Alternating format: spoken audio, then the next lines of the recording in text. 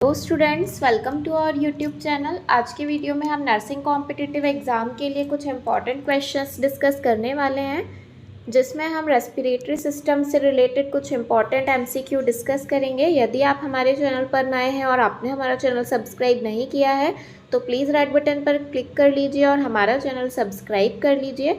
और यदि आप MPNHM स्टाफ नर्स के लिए प्रीवियस ईयर क्वेश्चन पेपर की PDF परचेज़ करना चाहते हैं तो जो कॉन्टैक्ट नंबर है वो आपको डिस्क्रिप्शन बॉक्स में मिल जाएगा, वहाँ पर कॉन्टैक्ट करके आप PDF परचेज़ कर सकते हैं। चलिए तो हम यहाँ पर क्वेश्चंस डिस्कस कर लेते हैं। यहाँ पर पूछा गया है Mantoux test is the sensitivity test for. यहाँ पर पूछा गया है कि जो मॉन्टॉक्स टेस्ट परफॉर्म किया जाता है वो कौन से डिसीज़ के लिए कराया जाता है। Option number A is AIDS, option number B is bronchial asthma, option number C is allergic disorder and option number D is tuberculosis.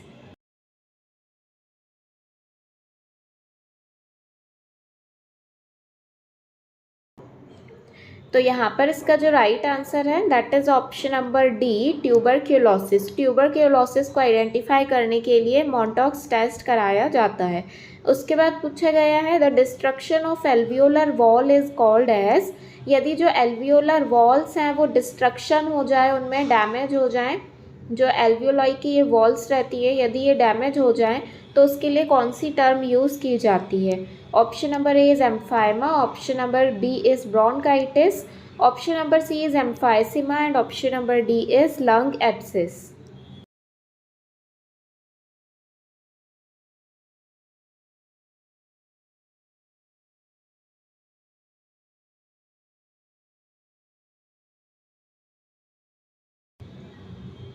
तो यहाँ पर इसका जो राइट आंसर है that is option number C, emphysema. यदि जो alveoli है उसकी वॉल जो है वो डैमेज हो जाए, यहाँ पर आप इमेज में देख सकते हैं ये जो नॉर्मल एल्वियोलाई है ये ऐसी रहना चाहिए, लेकिन यदि किसी कारण से ये जो एल्वियोलाई की वॉल है इस तरीके से पूरी डैमेज हो जाए तो उसके लिए एम्फाइसिमा जो डिसीज़ कंडीशन है ये होती है। और यहाँ पर जो एम्फाइमा दिया गया है, एम्फाइमा में क्या होता है, जो लंग्स की आउटर कैविटी होती है, प्लूरल कैविटी, यहाँ पर यदि पस का कलेक्शन हो जाता है तो उसे एम्फाइमा कहा जाता है। और ब्रोंकाइटिस में जो ब्रोंकाई होती हैं, लंग्स की ब्रोंकाई होती हैं, इनमें यदि इन्फ्लेमेशन हो जाता है तो उसे ब्रोंकाइटिस कहा जाता है। उसके बाद नेक्स्ट क्वेश्चन में पूछा गया है after a laryngectomy which of the following assessment takes priority. यहाँ पर पूछा गया है कि लैरेंजेक्टोमी के बाद जो पेशेंट का यदि असेसमेंट करना हो हमें तो हम उसमें पेशेंट को कौन सी फर्स्ट प्रायोरिटी देंगे। फर्स्टली हम किस चीज़ का असेसमेंट करेंगे। Option number A is airway patency, airway को चेक करेंगे। Option number B is nutritional status, nutritional status को देखेंगे। Option number C is lung sound, lung में साउंड को सुनेंगे। या फिर option number D patient acceptance of surgery, तो पेशेंट ने सर्जरी को एक्सेप्ट किया है या नहीं इस चीज़ को चेक करेंगे। तो हमें प्रायोरिटी के अकॉर्डिंग बताना है कि यदि पेशेंट की लैरेंजेक्टोमी हुई है, लैरेंजेक्टोमी ऐसी सर्जरी है जिसमें जो लैरेंक्स होता है उसे कट करके रिमूव कर दिया जाता है, दैट इज़ कॉल्ड लैरेंजेक्टोमी। तो यहाँ पर हमें बताना है लैरेंजेक्टोमी में क्या फर्स्ट प्रायोरिटी हम चेक करेंगे।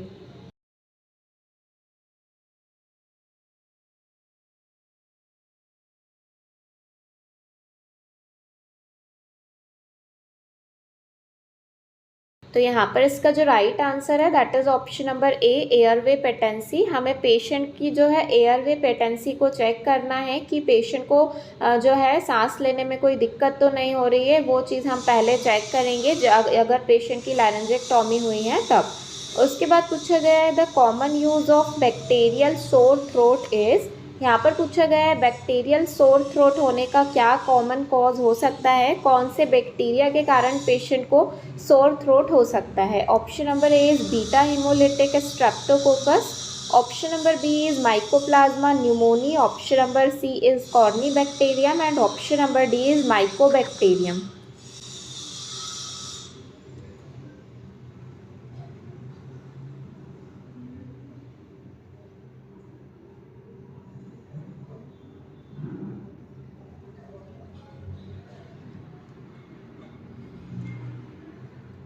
तो यहाँ पर इसका जो राइट आंसर है that is option number A, beta hemolytic streptococcus. Beta hemolytic streptococcus जो बैक्टीरिया होता है ये रिस्पॉन्सिबल होता है सोर थ्रोट के लिए। उसके बाद नेक्स्ट क्वेश्चन में पूछा गया है classic barrel shaped chest is seen in patient with. यहाँ पर पूछा गया है बैरल शेप जो चेस्ट है वो कौन सी डिसीज कंडीशन में देखने को मिलता है। Option number A is congestive cardiac failure, option number B is COPD, option number C is bronchiectasis and option number D is pulmonary embolism. तो हमें बताना है कि जो बैरल शेप चेस्ट है वो कौन सी डिसीज कंडीशन में देखने को मिलता है।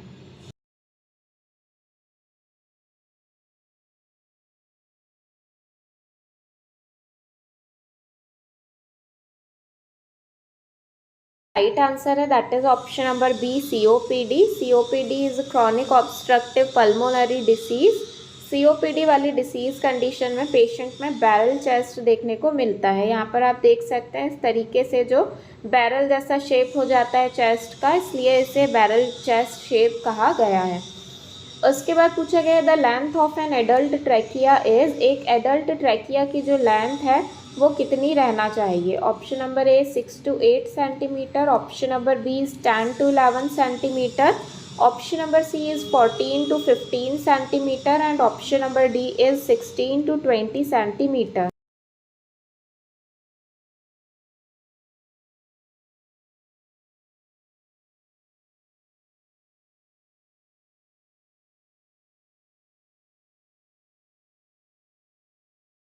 यहाँ पर इसका जो राइट आंसर है that is option number C 14 to 15 centimetre. जो एडल्ट ट्रैकिया की लेंथ है वो एटलीस्ट 14 to 15 सेंटीमीटर रहना चाहिए। उसके बाद नेक्स्ट क्वेश्चन में पूछा गया है विच of the following drug in dots therapy can cause deafness. यहाँ पर पूछा गया है कि जो डॉट्स थेरेपी होती है जो कि ट्यूबरक्यूलोसिस वाले पेशेंट को दी जाती है, तो जो डॉट्स थेरेपी है उसमें ऐसी कौन सी जो मेडिसिन है जो कि डीफनेस को कॉज करती है। डीफनेस मतलब पेशेंट को सुनाई नहीं देता है।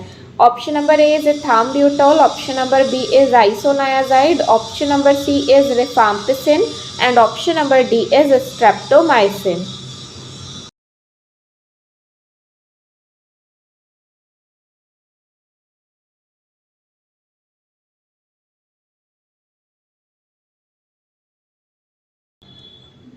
तो यहाँ पर इसका जो राइट आंसर है that is option number D, streptomycin. Streptomycin जो है इसका जो साइड इफ़ेक्ट होता है पेशेंट में वो डीफनेस होता है, बहरापन बोल सकते हैं पेशेंट को। अगर डॉट्स थेरेपी में जो स्ट्रेप्टोमाइसिन है यदि उसका साइड इफ़ेक्ट हम देखें तो जो डीफनेस है इसके सिम्टम्स पेशेंट में हमें दिखाई दे सकते हैं। उसके बाद नेक्स्ट क्वेश्चन में पूछा गया है frequent visual examination is suggested for a patient on. यहाँ पर पूछा गया है कि हम पेशेंट का फ्रीक्वेंट विजुअल एग्जामिनेशन करा रहे हैं, इसका मतलब कि पेशेंट को कौन से ड्रग की टॉक्सिसिटी हो सकती है। Option number A is rifampicin, option number B is isoniazid, option number C is ethambutol and option number D is dapsone. तो यहाँ पर ये जो मेडिसिन दी गई हैं ये तीनों मेडिसिन जो है एंटी ट्यूबरक्यूलर ड्रग्स हैं और ये वाली जो है एंटी लेप्रोसी की ड्रग है। तो यहाँ पर हमें बताना है कि इनमें से ऐसी कौन सी मेडिकेशन है जिसकी टॉक्सिसिटी हो सकती है आईज़ में, जिसके कारण हम पेशेंट का फ्रीक्वेंट विजुअल एग्जामिनेशन कराएंगे।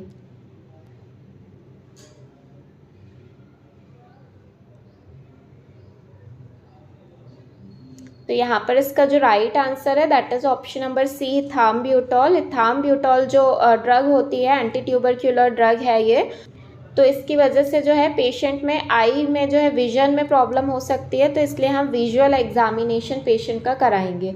उसके बाद पूछा गया है chest tube inserted into second and third intercostal space suggestive of. यहाँ पर पूछा है कि यदि पेशेंट के second and third intercostal space में चेस्ट ट्यूब हम इंसर्ट कर रहे हैं तो कौन सी कंडीशन हो सकती है। Option number A is pneumothorax, option number B is haemothorax, option number C is pyothorax and option number D is emphysema.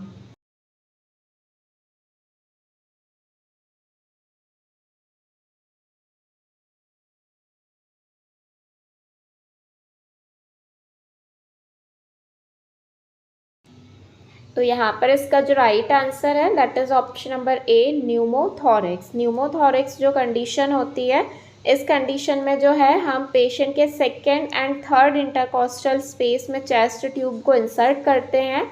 Pneumothorax ऐसी कंडीशन होती है जिसमें एयर का लीकेज या एयर जो है वो प्रेजेंट रहती है लंग्स और चेस्ट वॉल के स्पेस के बीच में। यदि लंग्स और चेस्ट वॉल के बीच में अगर एयर का प्रेजेंस हमें देखने को मिल रहा है तो उस कंडीशन में हम चेस्ट वॉल के intercostal second and third intercostal space में हम चेस्ट ट्यूब को जो है इंसर्ट करते हैं। और सेम इसी से रिलेटेड एक और क्वेश्चन पूछा गया है कि यदि चेस्ट ट्यूब को फोर्थ और फिफ्थ इंटरकॉस्टल स्पेस में हम इंसर्ट कर रहे हैं तो कौन सी कंडीशन हो सकती है।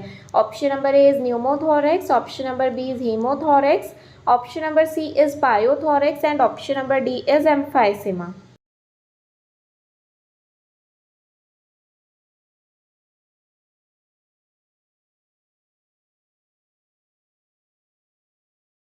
तो यहाँ पर इसका जो राइट आंसर है that is option number B, haemothorax. यदि पेशेंट को हीमोथोरेक्स की कंडीशन हो, हीमोथोरेक्स का मतलब होता है कि जैसा कि हमने न्यूमोथोरेक्स में देखा कि एयर प्रेजेंट रहती है, वैसे हीमोथोरेक्स वाली कंडीशन में यदि ब्लड का कलेक्शन हो गया है चेस्ट वॉल और लंग्स के बीच में प्लूरल कैविटी में, तो उस कंडीशन को हीमोथोरेक्स कहा जाता है। और हीमोथोरेक्स वाली कंडीशन में हम कहाँ पर चेस्ट ट्यूब इंसर्ट करेंगे, फोर्थ और फिफ्थ इंटरकॉस्टल स्पेस में करते हैं। उसके बाद पूछा गया है rings found on the trachea are in number. यहाँ पर पूछा गया है कि जो ट्रैकिया में रिंग्स होती हैं वो जो रिंग्स हैं वो कितनी नंबर में होती हैं।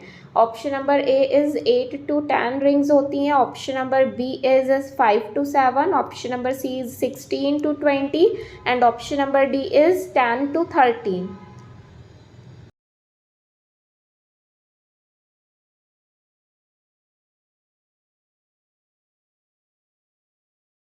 तो यहाँ पर इसका जो राइट आंसर है that is option number C, 16 to 20 जो हैं ट्रैकिया में रिंग होती हैं, सी शेप की रिंग्स होती हैं। इस तरीके से जो ट्रैकिया में रिंग्स प्रेजेंट होती हैं और उनका नंबर होता है 16 to 20 रिंग्स। यहाँ पर आप इमेज में भी देख सकते हैं इस तरीके से ये जो ट्रैकिया होता है, ट्रैकिया में जो रिंग्स होती हैं और जो ट्रैकिया है ये कार्टिलेज से मिलकर बना हुआ होता है और इसमें एटलीस्ट 16 to 20 रिंग्स प्रेजेंट होती हैं। उसके बाद पूछा गया है gaseous exchange take place in the, यहाँ पर पूछा गया है कि लंग्स में जो गैशियस का एक्सचेंज होता है वो कौन सी जगह पर होता है। Option number A is bronchus, option number B is alveoli, option number C is trachea and option number D is knows.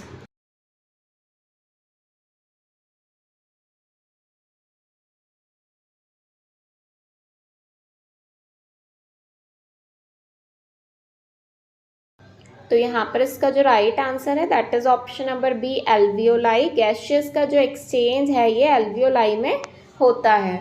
उसके बाद नेक्स्ट क्वेश्चन में पूछा गया है the main muscle of inspiration is, inspiration के लिए कौन सी जो मेन मसल है वो रिस्पॉन्सिबल होती है।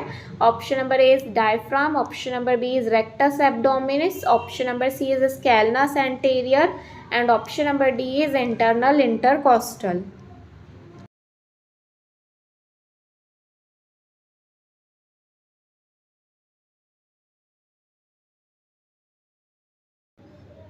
तो यहाँ पर इसका जो राइट आंसर है that is option number A, diaphragm. जो डायफ्राम मसल होती है जो कि लंग्स के नीचे प्रेजेंट होती है वही रिस्पॉन्सिबल होती है इंस्पिरेशन के लिए। जब हम इंस्पिरेशन सांस लेते हैं तो उस टाइम पर ये जो डायफ्राम मसल है यही जो है कॉन्ट्रैक्शन रिलैक्सेशन कराने में हेल्प करती है। उसके बाद पूछा गया है capnography is a measurement of. Capnography जो है इसमें हम किस चीज़ का मेज़रमेंट करते हैं। Option number A is bicarbonate concentration का, option number B is H+ ion concentration का मेज़रमेंट करते हैं, option number C is CO2 मतलब कार्बन डाइऑक्साइड का, या फिर option number D anion gap का।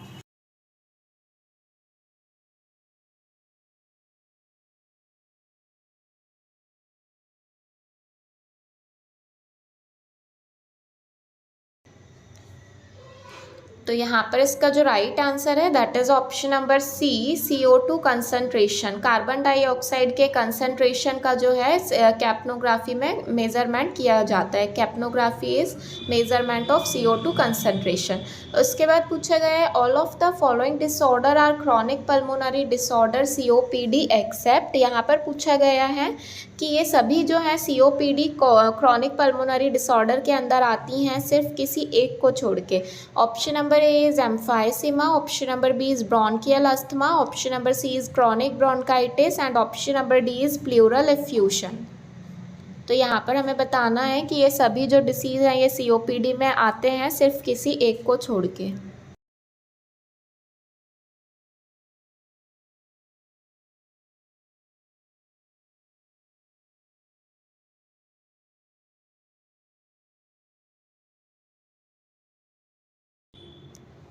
तो यहाँ पर इसका जो राइट आंसर है that is option number D, pleural effusion. तो जो प्लूरल एफ्यूशन है इस कंडीशन में क्या होता है, जो लंग्स के प्लूरल कैविटी होती है, प्लूरल कैविटी के अंदर जो फ्लूइड है इसका बिल्डअप हो जाता है जी, इस प्लूरल कैविटी में फ्लूइड का बिल्डअप हो जाता है जिसे प्लूरल एफ्यूशन कहा जाता है। और जो emphysema, bronchial asthma and chronic bronchitis, ये तीनों ही कंडीशन जो है COPD वाली कंडीशन में होती है, that is chronic obstructive pulmonary disease. इन तीनों डिसीज़ का कॉम्प्लिकेशन होता है COPD। तो यहाँ पर हमसे पूछा गया था कि इनमें से कौन सी डिसीज़ कंडीशन है जो कि COPD से रिलेट नहीं करती है, तो प्लूरल एफ्यूशन जो है ये COPD के अंदर नहीं आता है। बाकी ये तीनों ही डिसीज़ जो हैं ये COPD वाले पेशेंट में देखने को मिलती हैं। उसके बाद पूछा गया है total lung capacity in a newborn is. यहाँ पर पूछा गया है एक न्यूबॉर्न के लंग की कैपेसिटी कितनी हो सकती है। Option number A is 100 ml, option number B is 350 ml, option number C is 500 ml and option number D is 150 ml।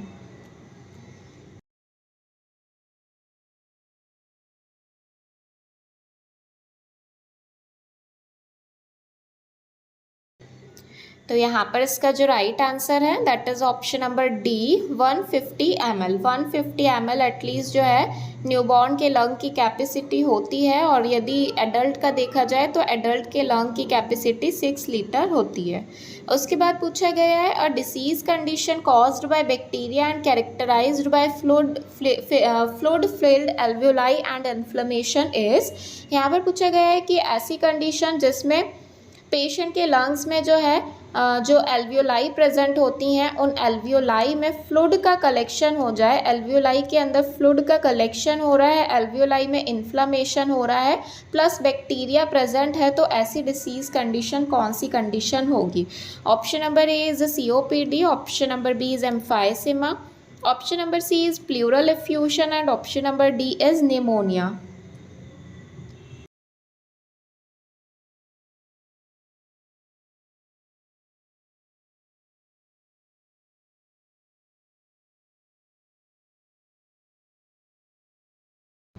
तो यहाँ पर इसका जो राइट आंसर है that is option number D, pneumonia. Pneumonia ऐसी कंडीशन होती है जिसमें ये जो एल्वियोलाई होती हैं इनके अंदर फ्लूइड का जो है एबनॉर्मली फ्लूइड कलेक्शन हो जाता है एल्वियोलाई के अंदर, और प्लस ये जो डिसीज़ कंडीशन है ये बैक्टीरिया के कारण होती है। स्ट्रेप्टोकोकाई बैक्टीरिया रिस्पॉन्सिबल होता है निमोनिया के लिए। और यहाँ पर जो COPD है इसमें COPD is a chronic obstructive pulmonary disease condition. ये एम्फाइसीमा और ब्रोंकाइटिस अस्थमा का कॉम्प्लिकेशन होता है COPD। एम्फाइसीमा वाली कंडीशन में हमने पहले भी देखा कि जो एल्वियोलाई होती हैं ये इनका डैमेज हो जाता है, डिस्ट्रक्शन हो जाता है।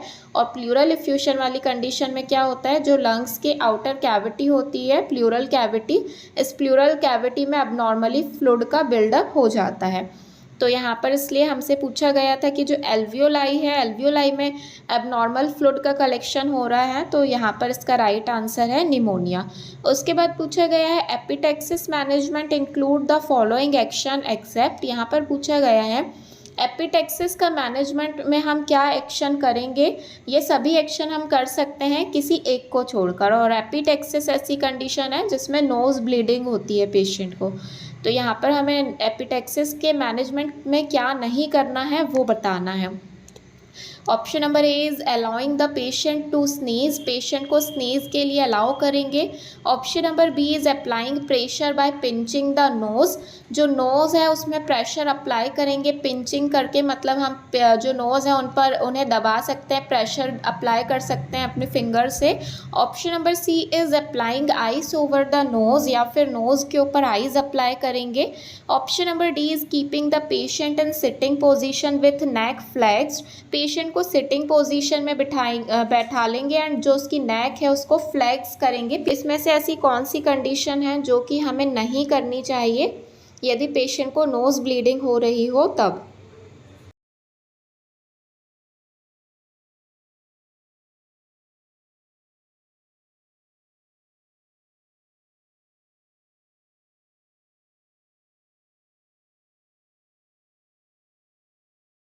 तो यहाँ पर इसका जो राइट आंसर है that is option number A, allowing the patient to sneeze, patient को हमें स्नीजिंग के लिए अलाउ नहीं करना है। स्नीजिंग मतलब पेशेंट को छींकने नहीं देना है, बाकी ये सारी चीज़ें हम परफॉर्म कर सकते हैं। उसके बाद पूछा गया expanded form of SARS is, यहाँ पर सार्स का जो एक्सपांडेड फॉर्म बताना है, फुल फॉर्म हमें बताना है।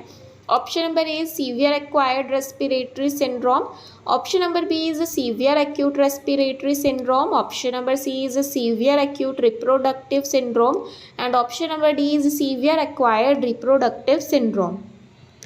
तो यहाँ पर हमें बताना है कि SARS का क्या फुल फॉर्म हो सकता है इनमें से।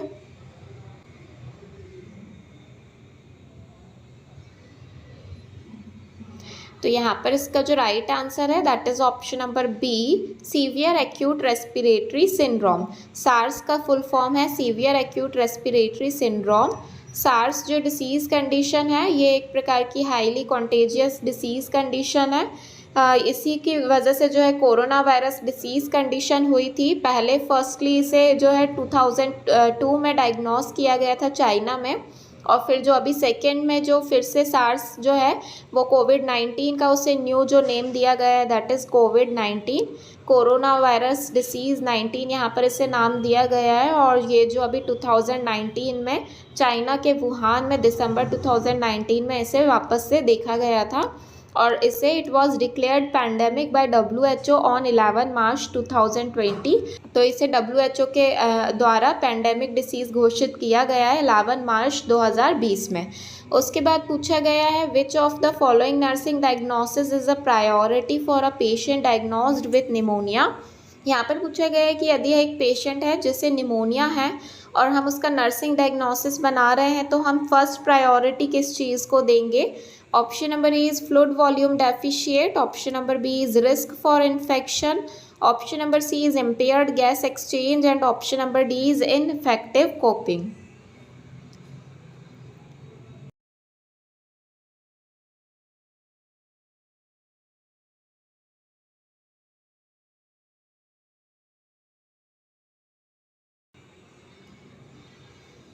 तो यहाँ पर इसका जो राइट आंसर है that is option number C, impaired gas exchange.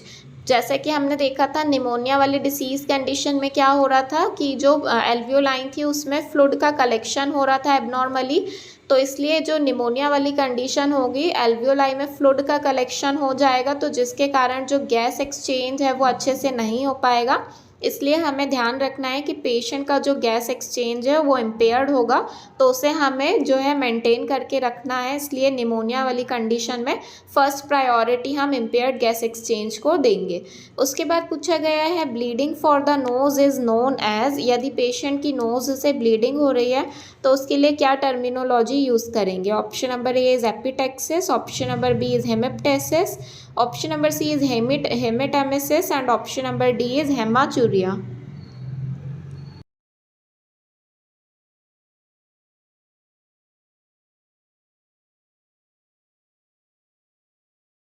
तो तो यहाँ पर इसका जो राइट आंसर है that is option number A, epistaxis. यदि नोज़ से ब्लीडिंग हो रही है तो उसे एपिटैक्सिस कहा जाता है।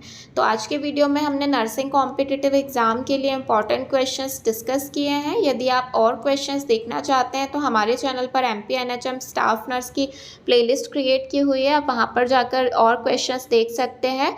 और यदि आप MPNHM स्टाफ नर्स के लिए प्रीवियस ईयर क्वेश्चन पेपर की PDF परचेज़ करना चाहते हैं तो कॉन्टैक्ट नंबर आपको डिस्क्रिप्शन बॉक्स में मिल जाएगा, वहाँ पर कॉन्टैक्ट करके आप PDF परचेज़ कर सकते हैं।